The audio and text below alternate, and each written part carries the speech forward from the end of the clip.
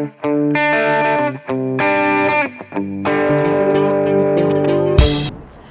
привет, друзья! Я сейчас нахожусь в Москве, и за моей спиной музей культовых автомобилей «Мост». Помчали!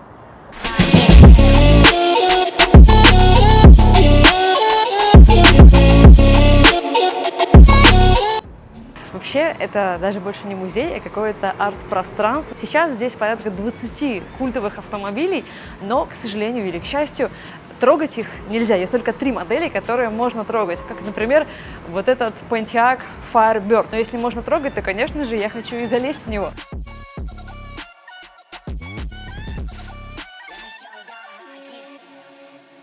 Вообще сейчас эта машина выглядит такой полуобрезанной. Ее специально привезли сюда ребята и сделали из нее просто фотозону. Ну зачем отрезать было пол машины?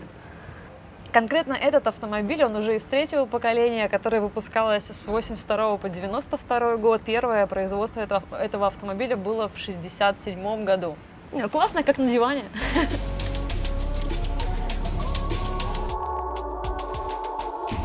Я нашла еще один автомобиль, в который можно сесть, который можно полностью потрогать. Это Chevrolet Bel Air 1956 года.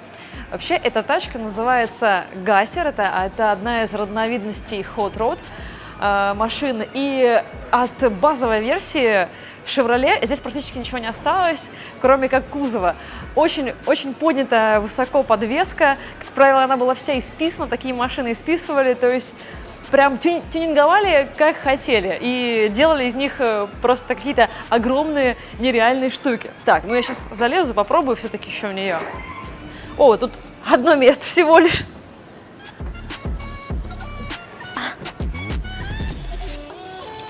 Внутри ничего нет, кроме водительского сидения.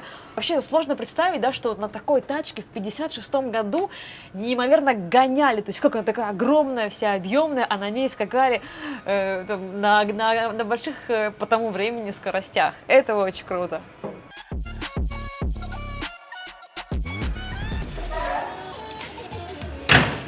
А уже вон там, ребятки, вон там, куда я иду, стоит настоящее безумие. Это просто моя мечта. Когда я смотрела фильм «Назад в будущее», то просто до всех, кто смотрел когда-нибудь фильм «Назад в будущее», они безумно влюблялись в эту тачку. Это DeLorean DMC-12.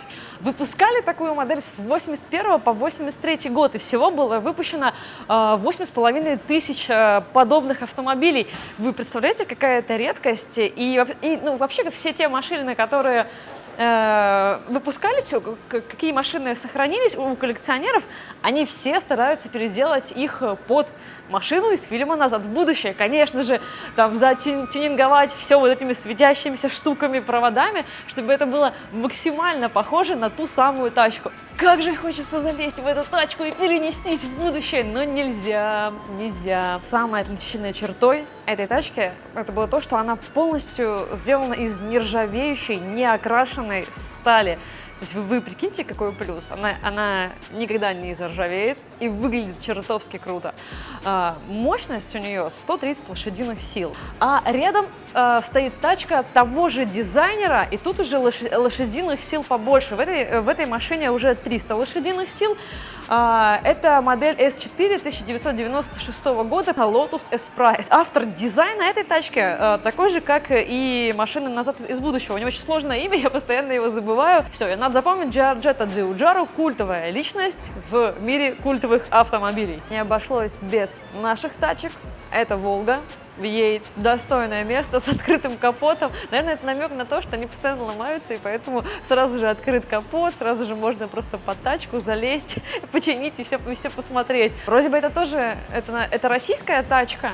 Ковер, ребята, там внизу валяются пассатижи, просто апокалиптическая тачка, на которой написано «Заражено». Что это за модель, я не могу понять. Это типа «Чайки», что ли?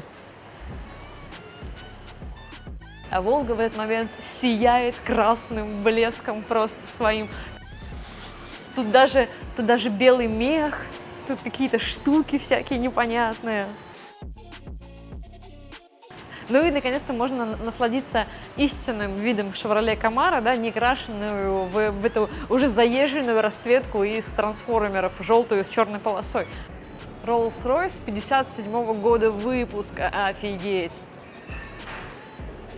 Он просто выглядит как белый теплоход твоей надежды на лучшую жизнь.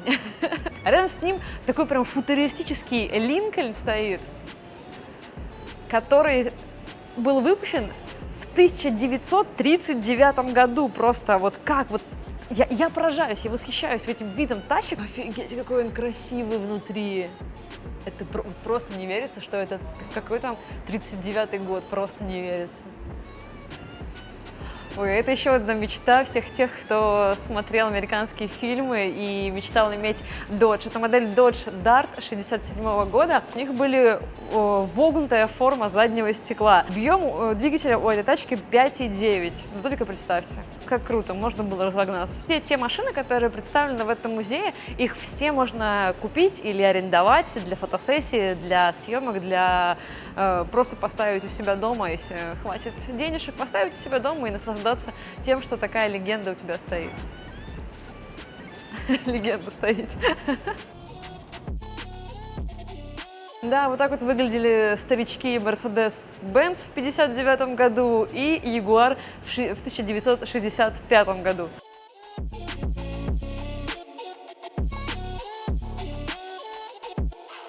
Ну и, конечно же, пару мотиков здесь тоже есть. Например, мотоцикл Триумф. Куда же без мотиков?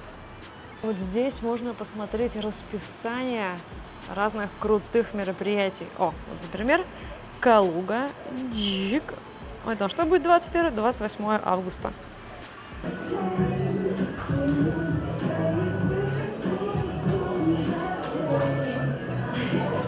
Ну а после похождения в музее в заправке бар можно посидеть и перекусить, что, собственно, мы и сейчас сделаем.